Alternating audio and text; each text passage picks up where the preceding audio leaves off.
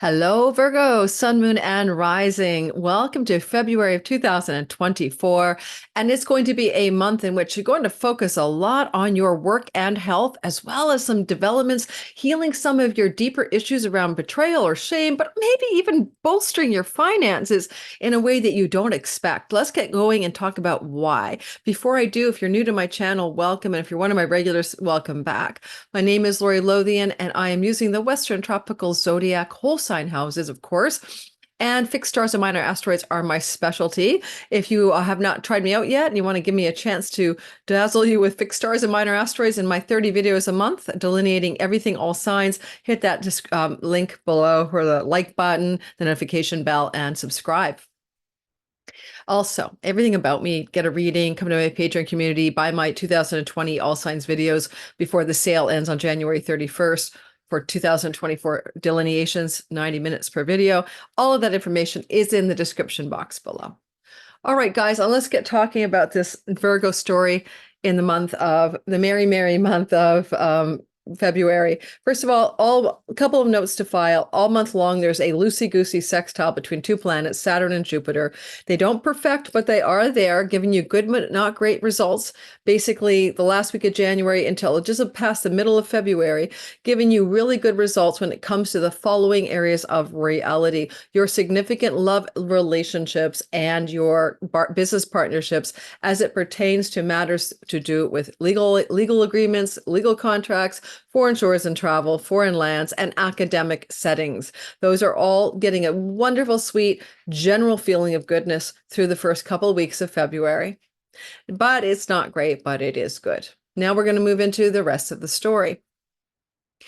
We're going to begin by talking about the planetary movements of Mercury, Venus, and Mars into different signs and therefore different houses in your sky. And after that, we'll go into a chronological order of about 10 big events to pay attention to. So let's start off with the first guy, Lord Mercury, the most important planet for you because you are a Virgo. He is the Lord of your sign. He is your guiding planet, and he will actually be in 3 signs in February. He's busy. For the first 5 days of February, he's finishing a journey through the sign of Capricorn. And he's been co-present there with Mars, who did his heliacal rise. And that's a whole story that you definitely have to pay attention to, because over the next 2 years, you are rising or succeeding in a dramatic way in areas of your life that have to do with love, romance, sexuality, entrepreneurship, as well as things to do with childbirth, fertility, and children. Now, there's a lot going on there, and I did a whole Mars rising video for you Virgos. It's already out. The All Signs video came out just before this video that is out now. So go check it on my channel, on my playlist. And I think it's important because I'm including it in my 2024 Big Transit playlist. It's going to delineate 2 years of success in your 5th house. And if you're an artist or a creative, or you wish to be an entrepreneur, you're going to kick some serious ass over the next 2 years. Mars then on February the 5th moves into the sign of Aquarius, and that's your work house. Now, when Mars enters the 6th house of work and daily work and livelihood and work routines, he's in his joy house. And there's nothing really wrong with that, but you're going to work really hard. And Mars here is working hard. You are like laboring to succeed. You're making ambitious, passionate decisions and actions in order to succeed in your work. It can lead to the death of a pet, however, or an illness with an elder pet especially. Just keep that in mind. But Mars will be kicking some joy butt here in the work area of your life starting on February 5th to the 22nd. And there's going to be what I'm calling the Pluto party in Aquarius. And that is between February 16th and 19th. You're going to have Pluto, Venus, Mars, Mercury, and the Sun in your work house. And that window of time when all of those positions, 5 entities, 5 planets, a stellium, are in the work house, you can pretty well say that February 16th, Virgo, to the 19th, and you are so busy at work. You are killing it, but there's a lot going on. Now, another meaning of Mars moving through the work house, because he is in his joy, is you're going to compete, right? Compete for a position in work. Or somebody may get fired or quit in the workplace, allowing you to rise up. He is in his joy. He's trying to do you well. You might want to watch for any inflammation as well in your body, because this can be a house of sickness. And if you're going to bring you any kind of inflammatory conditions, it's probably going to be connected to the bones of your body, like aching joints or a flare of arthritis or something like that. So just be a little bit more cautious about your health here, but you're working hard. And Mars here can also allow you to make changes in your life regarding things to do with property rentals. And you may choose to rent a new property, or if you're a landlord, lease out a new property as a result of Mars transiting through your sixth house. Oh, did I jump to Mars? Sorry, I did. Yes, I meant Mercury. Okay, Mercury's transiting through your sixth house, but Mars will also be in your sixth house February 13th to March 23rd, and you are working hard. So I believe I did mention that. Mars left Capricorn, where he was rising on January 3rd to February 13th. And then on February 13th to March 23rd, you're working really hard. So I did cover Mars's shift into Capricorn, from Capricorn to Aquarius. Sorry about that, guys. But going back to Mercury will also be moving, as I mentioned already, through the sign of Aquarius. So we have a lot of Aquarius action, right? Mercury's there February 5th to the 22nd. Mars enters in on February 13th, and then the Pluto party starts up on the 16th to the 19th. Because Venus is also entering into your work house, and she'll get there on February let me get the dates right here. February the 16th to March the 12th, she can bring you luck. So February 16th to March the 12th, Venus is in the workhouse. And this can literally mean raises or promotions. But also maybe you're just going to feel better about the work and have more fun and more joy and enjoyment in the work you're doing in this world. It also bonifies your health. So if Mars is creating inflammation, Venus is counteracting that with the cooling waters of her essence. And so health problems can be quite well resolved, or health challenges can be quite resolved during the February 16th to March 12th window of time as she moves through that sixth house. Now, if you have any debts you need to pay off or someone owes you money, you could get that money back as Venus transits your work house between February 16th and March the 12th. Before she gets there, however, January 23rd to February 16th, be very careful about pregnancy. This is a classic fertility transit, and this is a time in which you could have a baby, conceived. And also, if you have children, this can be information or discovery that you're going to be a grandparent. That can happen for some Virgo risings. Venus will be traveling in the fertility house of your children between February 16th and March the 12th, and so January 23rd and February 15th. And at the very same time, Jupiter in your house of grandchildren suggests the potential for the announcement or the understanding or the news that you may have a grandchild on the way. Okay, some of you will have that in February. But if you don't want to have a baby, please be careful. Because honestly, Venus can definitely bring it on, give you a child. If you're not sure you want one, this is not the time to accidentally get pregnant. So again, the pregnancy fertility window is January 23rd to February the 15th.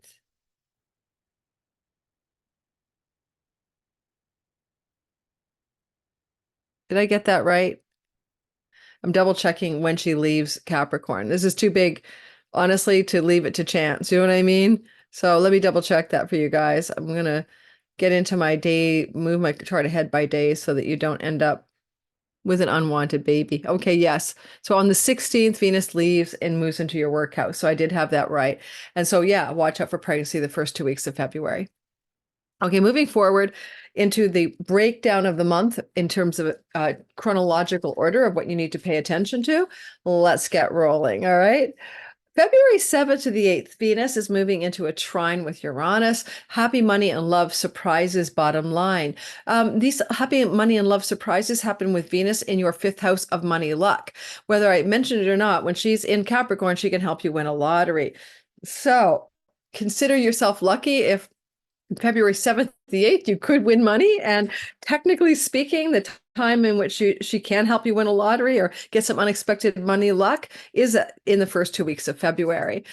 So keep in mind that February 7th to 8th, when she trines Uranus, an unexpected happy surprise regarding money luck or love and romance. Love and romance can pick up here when it comes to foreigners, foreign shores, and foreign lands. You could find yourself falling for a love affair with a foreigner or a love affair in an academic setting as well. Unexpected, shocking, and surprisingly true. This could happen to you.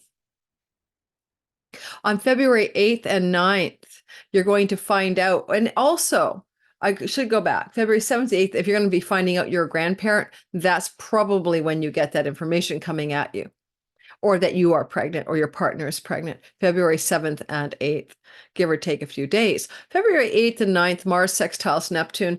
Mars flowing to Neptune, well, it's kind of like possibly a really good romantic travel opportunity, leisure romantic travel opportunity, to have a dreamy getaway with a significant other. And if you have a chance to go away, do so. You'll have a nice time.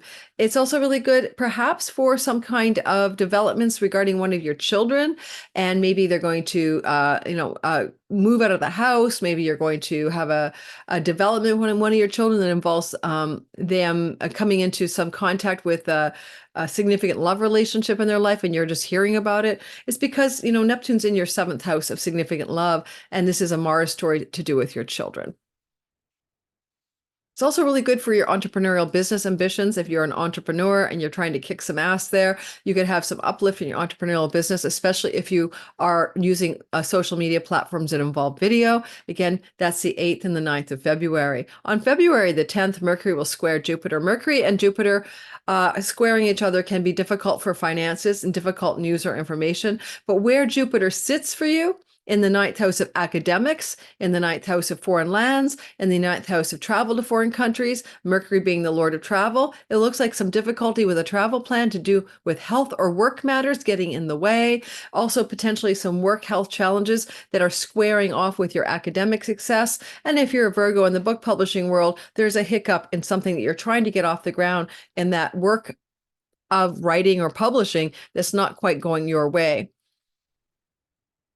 Then we move into February 13th, and Venus is flowing to Neptune, as Mars did on February 8th and 9th. Neptune's getting a lot of love here.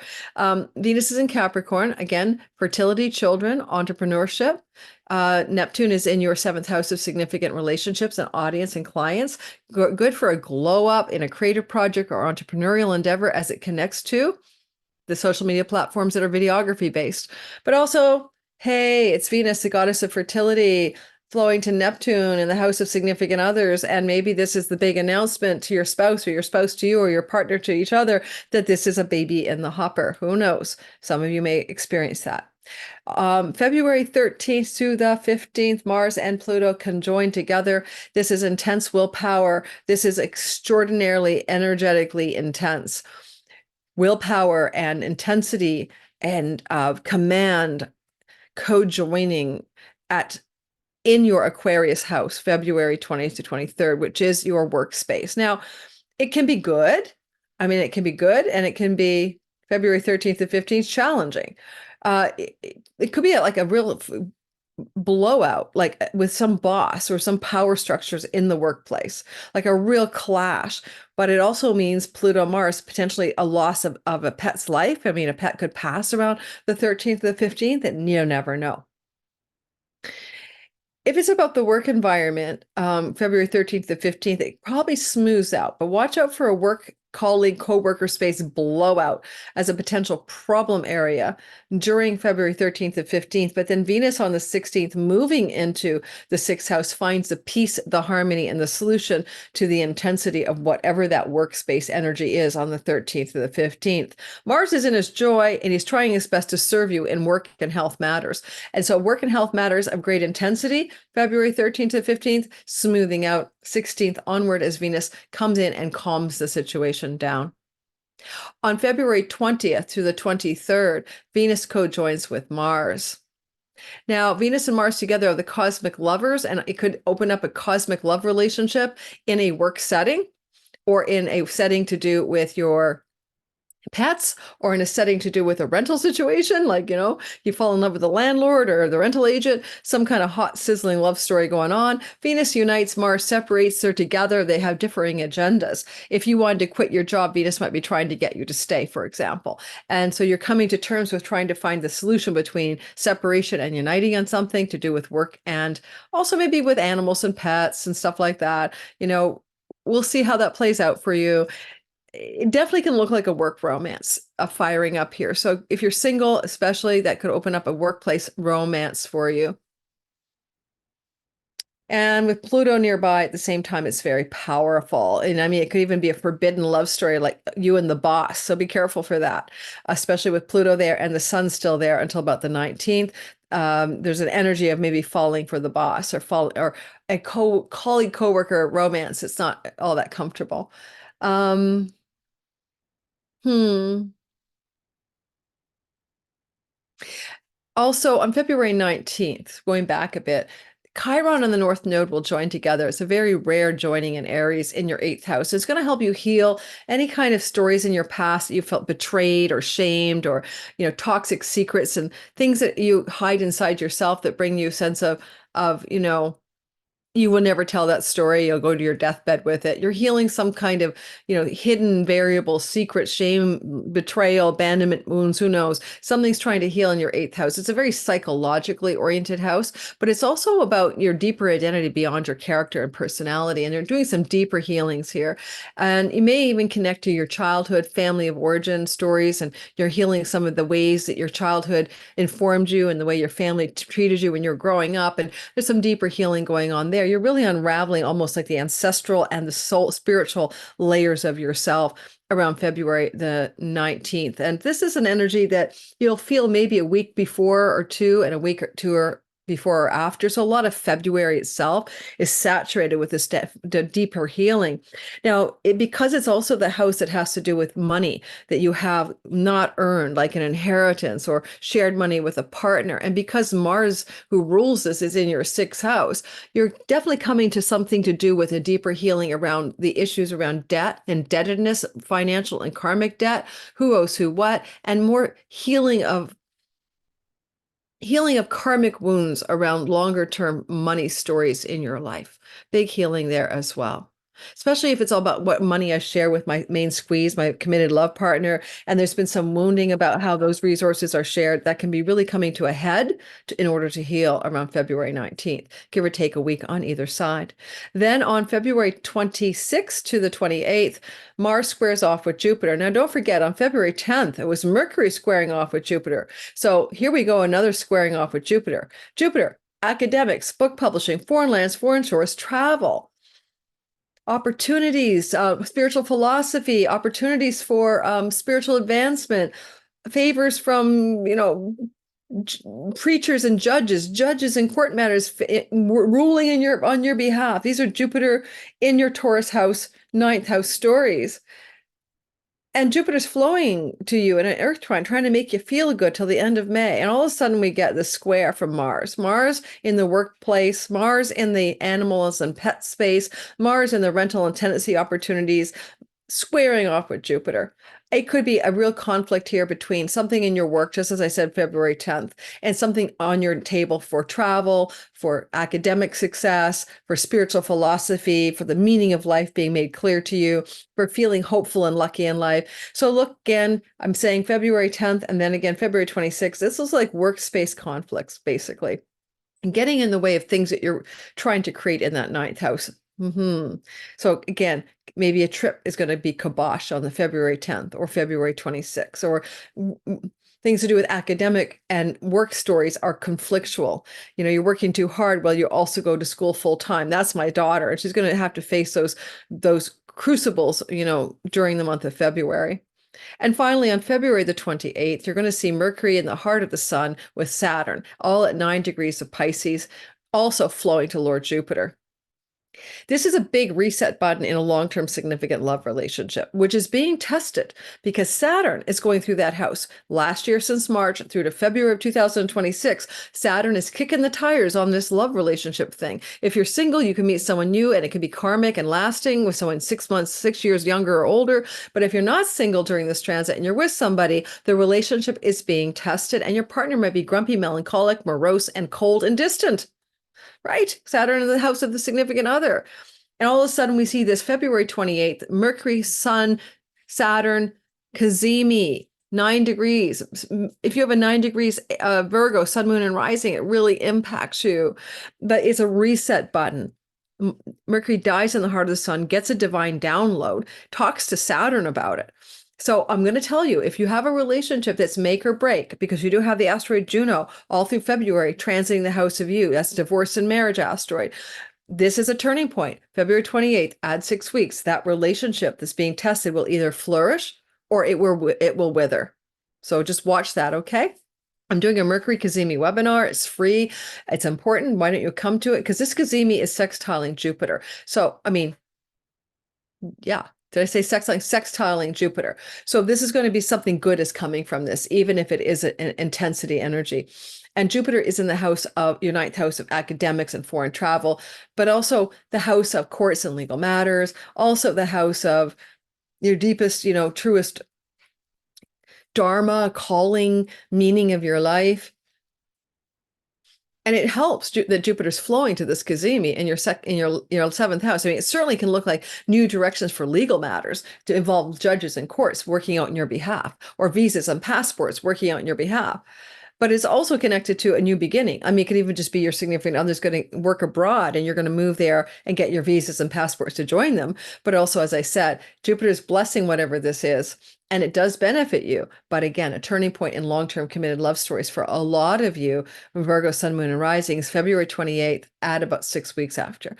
Thanks for listening. If you're new to my channel, please hit the like button, subscribe, try me out. If you're one of my regulars, thanks for being here. As always, appreciate all of you who come to my premieres live. I'm doing a lot of live premieres, 30 or so last month, in which I'm there chatting with you in the live premiere, discussing the astrology, taking your questions. If that kind of thing interests you, not just a broadcast format, you can get to know me a bit on the premieres. You can also get to know me a bit in my Patreon community. And to join my Patreon community, where we get together, 3 times a month in Zoom videos, and I put content and teachings out that you don't get on YouTube, check the description box below. Thanks, everyone. Take care and have a wonderful Virgo's wonderful February.